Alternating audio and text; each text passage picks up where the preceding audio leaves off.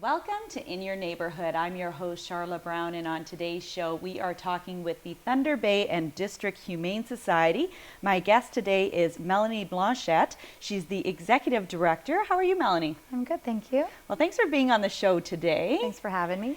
And tell us a little bit about the Thunder Bay District Humane Society. Well, what would you like to know? Well, when did this all get started here in Thunder Bay? So the actual organization, the Thunder Bay and District Humane Society, the group that first came together to start the Humane Society, they've been working hard for almost 50 to 60 years Wow. to make this come to fruition. So I don't know if you recall, but we did have our original building on Main Street. And I remember volunteering there as a child, 6, 7 years old, going there with my parents. We actually did not receive our affiliation and our charitable registration until about the early 90s. And then it wasn't until 2004 that we moved out to the Roslyn Road location. Okay. So we have several members that were basically either related or family members to the people that actually started this movement, like I said, 50 to 60 years ago. I was actually speaking with Dr. Remus and his wife, who were very much, part of the founding people who started the Humane Society here in Thunder Bay, and got a little bit of the history of that. So it was really neat to kind of talk to them, and they're still involved today. Wow, that's yeah. incredible. And I'm sure there's a big story that goes along with it. So why was it so important to them to get this kind of an organization established? So it was the need basically for animal control, to help animals in need, and to assist with abandoned animals. When Fort William became more of a bigger city, and then of course when the two amalgamated later on, there was always a need for animal control, animal welfare, a place for abandoned and homeless pets to go. So with a growing population, you get a growing population of domestic animals as well. Right, yeah, and people can take them in, but there's only so many you can take. I'm sure it came to an overwhelming amount that it's like you need a place that can house everything. And a safe facility to do that, for sure. Originally, I know that some of the founding members were housing animals in trailers on their own property. So this was before we even got the first building. Yeah, so, grassroots, that's lots of times how things get started, right? Yeah. You use the space that you have and you build from there, for sure. So I'm curious as to how you got involved and became the executive director. Well, I'm born and raised in Thunder Bay, and as I just mentioned, I would visit the Main Street location to volunteer with my mom and my sister quite often when we were kids. I lived very close to the area, and so I would ride my bike over and spend some time there with the animals when I was in my early teens. I've always loved animals. I've always been an animal lover. And I spent about 15 years away from Thunder Bay pursuing my career and going to university. And I landed back in Thunder Bay after traveling for some time. And it was great timing, perfect timing. The job was available, and I thought, I'm going to apply for that. That is perfect for me. Yeah. I got the job and decided to stay in Thunder Bay. Yeah, oh, that's awesome. I always love hearing stories of how people got involved, and usually it becomes from a love or a passion of what you do, and definitely that was your case. Yeah. So tell us a little bit about the services that you provide there.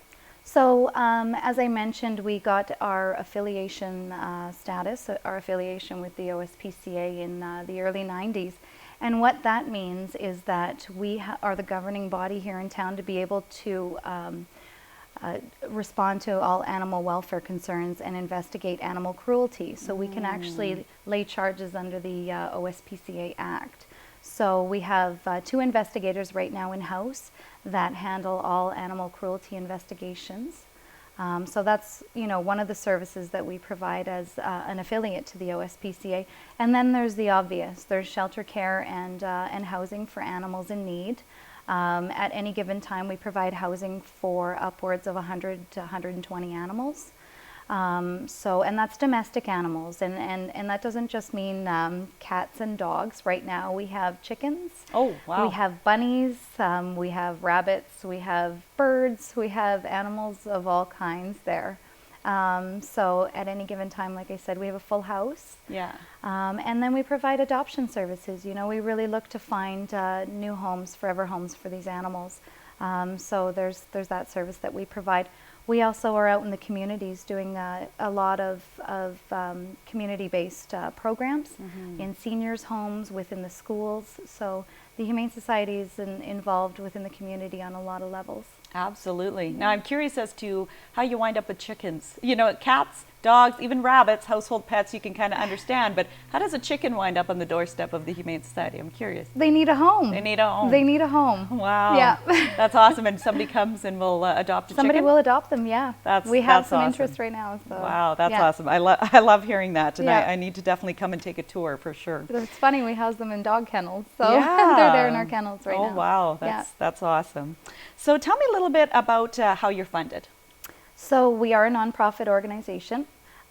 We do receive a small amount of funding for our investigations, and when I say small amount, it doesn't even cover their salaries, so it is a very small amount from the OSPCA. That being said, for our facility, for you know, any kind of programming that we do, it's all based on our own fundraising efforts. So we operate solely on donor dollars.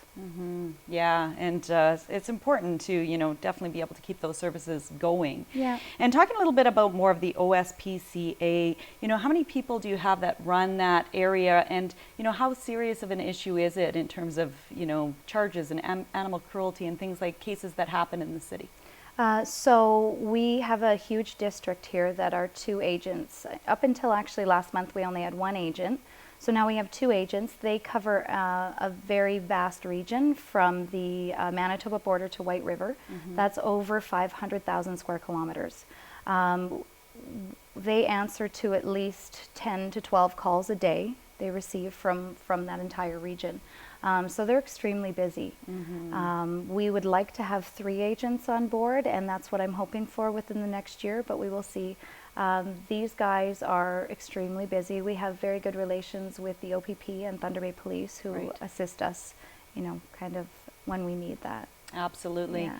And if people had some sort of a concern that they thought that maybe there was a pet in the neighborhood that was not being taken care of, or that there might be an issue, what's kind of the process for people to contact you? Yeah, so the process is calling 310 SPCA, and what that will do, it's kind of like calling 911. Right. It'll direct your call to a dispatch center, which is actually located in Southern Ontario. They'll take all the information, and then that's dispatched right to our agent, and they're sent out on the call. So it's actually a process that only takes a few minutes long before it ends up in our agent's hands and they're out on the road answering to the call. Wow, Yeah. really good to know. Yeah. Well, we're going to take a really quick break, but we're going to be right back with Melody and talk about the Thunder Bay and District Humane Society.